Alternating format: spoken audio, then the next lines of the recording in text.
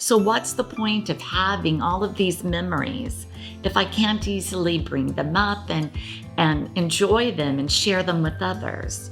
That's the day that I decided to make a family DVD so that all of those precious memories would come to life.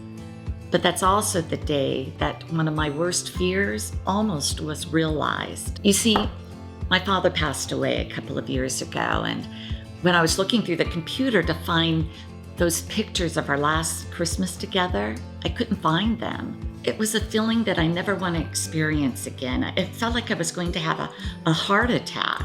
As luck would have it, I was on Facebook and I came across this advertisement for this new product called the PhotoStick. And it promises that it would save all of my photographs and videos in one space. I'm going to plug this in right here. All right, I'm going to open this up. And the nice thing is I don't have to install any software or anything. Now the directions say I just have to click this go button. So there I go.